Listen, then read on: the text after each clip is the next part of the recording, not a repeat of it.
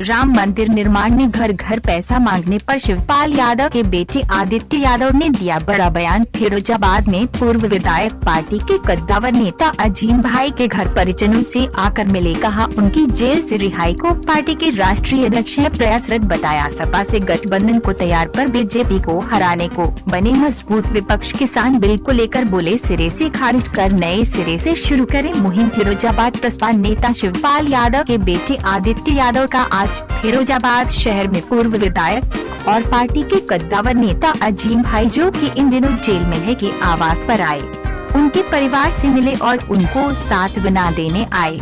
इस दौरान मीडिया से बात करते हुए आदित्य यादव ने कहा कि परिजनों को सांत्वना देने आए हैं कि पार्टी के राष्ट्रीय अध्यक्ष अजीम भाई की रिहाई को प्रयासरत है।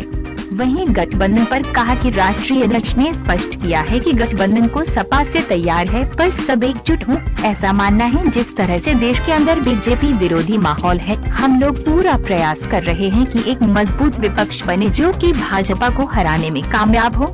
किसान बिल को लेकर कहा कि इस पर चर्चा होनी चाहिए, खारिज करना चाहिए। अगर किसान बिल बढ़ाना है तो मेरे ख्याल से इनको खारिज करते हुए नए सिरे से मुहिम चालू हो। कमेटी होनी चाहिए सरकार की तरफ से, जिसमें क्या लाना है, किस तौर पर लाना है, वो किसानों को इसमें शामिल होना चाहिए। अगर लागू करना है तो सिरे से खत्म कर नए सिरे से लागू किया जाए। देश की रीढ़ की हड्डी किसान है। आज जो दिल्ली को घेरे किसान बैठा है, तो सरकार को इनको 1.5 साल डालने की बजाय इनको खारिज करना चाहिए। वह विश्वास दिलाना चाहिए किसानों को वे उनके साथ है। राम मंदिर निर्माण पर देश भर में इस तरह से पैसे मांगने को बयान जारी किया कि जिस तरह से घर घर जाकर पैसा मांगा जा रहा है, कई संस्थाएं ऐसी निकल कर आएंगी जो कहीं न कहीं मंदिर के लिए पैसा एकत्रित नहीं करेंगी। सरकार को देखना चाहिए, देश को जोड़ने का नहीं बल्कि फिर से एक बार तोड़ने का कार्य हो रहा है।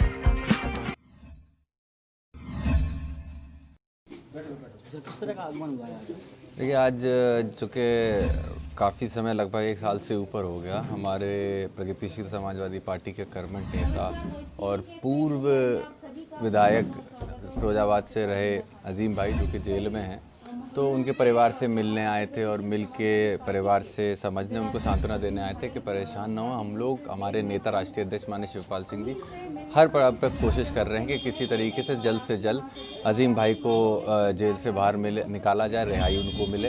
तो उसी के सिलसिले में परिवार का हालचाल लेने हम लोग यहाँ पहुँचे थे। क्या आप 2022 में समाजवादी पार्टी से गठबंधन करेंगे या अकेले ही चुनाव लड़ेंगे? देखिए, जहाँ तक गठबंधन की बात है, राष्ट्रीय अध्यक्ष जी ने ये बात को क्लियर किया है, चाहे मीटिंगें हों या प्रेस वार्ता हों, उसमें क्लियर किया है कि हम लोग गठबंधन के लिए तैयार है। समाजवादी लोग जो हैं सब इकट्ठे हों, ये हमारा ऐसा मानना है। लेकिन जिस तरीके से देश के अंदर बीजेपी विरोधी माहौल है, विपरीत उसके माहौल बन रहा है, हम लोग पूरा प्रयास कर रहे हैं कि एक मजबूत विपक्ष बने जो कि बीजेपी को हराने में इस बार कामयाब हो। सरकार द्वारा किसान बिल को लेकर 1.5 साल के लिए आगे बढ़ाने के किसान को प्रस्ताव दिया है, किस नजरिए से देखते हैं आप? देखिए, बढ़ाने की बात नहीं, इसके ऊपर चर्चा होनी चाहिए, इनको खारिज करना चाहिए। अगर किसान बिल बनाने हैं तो मैं ये समझता हूँ इनको खारिज करते हुए एक नए सिरे से एक मुहिम चालू होनी चाहिए, कमेटी होनी चाहिए सरकार की तरफ से, जिसके अंदर इन कानून बिलों को क्या लाना है, किस दौर पर लाना है, ये सब चीज़ों के ऊपर डिस्कशन होना चाहिए और किसान को इसके अंदर शामिल करना चाहिए। ये बिल जो किसानों के लिए बनाया है, आज तक किसानों को, जब ये बिल बनाया गया था तब तक किसानों को इसका हिस्सा नहीं बनाया गया था। तो मैं समझता हूँ अगर इनको आपको लागू करना है, ये फिर वही टालने वाली बात है। मैं समझता हूँ अगर इसको सिरे से ख़त्म किया जाए, खारिज किया जाए और उसके बाद फिर एक नए सिरे से इसको चालू किया जाए, क्योंकि हमारे इस देश की रीढ़ की हड्डी किसान है। हर घर, चाहे वो बड़े से बड़ा घर हो, चाहे वो छोटे से किसान का भी घर हो, अनाज जो है वो किसान ही पैदा करता है, वही घर घर तक रोटी पहुँचाता है।